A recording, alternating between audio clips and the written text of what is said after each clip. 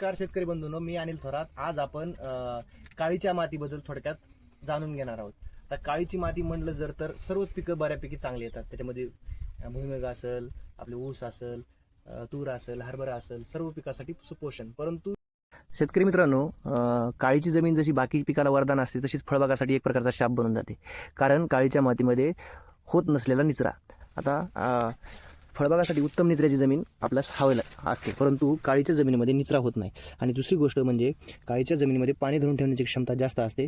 आणि वातावरणातील तापमान वाढल्याच्या नंतर किंवा फर्टिगेशन दिल्याच्या नंतर, पाणी दिल्याच्या नंतर पडलेले जे खतं असतात जमिनीमध्ये, ते एक क्षाराच्या स्वरूपात काळीच्या जमिनीवर अशा प्रकारे आपणास पाहायला मिळतात. याचा वाईट परिणाम पिकाच्या वाढीवर होत असतो. ते अशा प्रकारे की जे सॉल्ट म्हणजे जे क्षारवरी आलेले असतात जमिनीवर, ते दिलेल्या खतासोबत बॉन्डिंग करतात आणि खते आहे त्या जागेवर फिक्स होतात. आणि नंतर पिकामध्ये वेगवेगळ्या अन्नद्रव्याच्या कमतरता आपल्याला पाहावयास मिळतात, जसं की स्फुरदची कमतरता, पालाशची कमतरता, अन्य काही सूक्ष्म अन्नद्रव्याची कमतरता आपणास पाहावयास मिळते. तर अशा प्रकारच्या जमीन सुधार करण्यासाठी आपण काय करू शकतो? त्यावर उपाय म्हणून सेंद्रिय पदार्थाचा वापर जास्त करणे.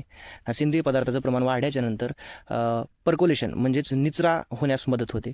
त्यानंतर आपण अशा जमिनीमध्ये जास्त पाणी देण्याचं टाळायचं. जास्त पाणी दिल्याच्यानंतर फ्लॉक्युलेशन पद्धतीने कॅपिलरी सिस्टम असल्यामुळे ह्या क्षार येण्याचे प्रमाण वाढत असते. त्यामुळे पिकाला लागल तेवढेच आपण पाणी देऊ. त्यानंतर तिसरा पर्याय म्हणजे आपण अशा पिकामध्ये जमिनीमध्ये पिकाची फेरपालट करू शकतो. डाळवर्गीय पिकाची यावर बेवड जर केल्याच्यानंतर चांगल्या प्रकारे याचा जमिनीचं सुधारणा करता येईल.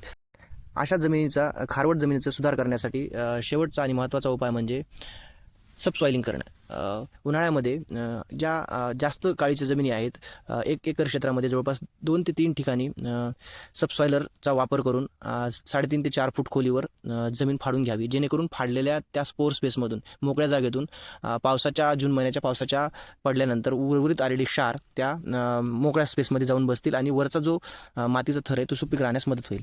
धन्यवाद.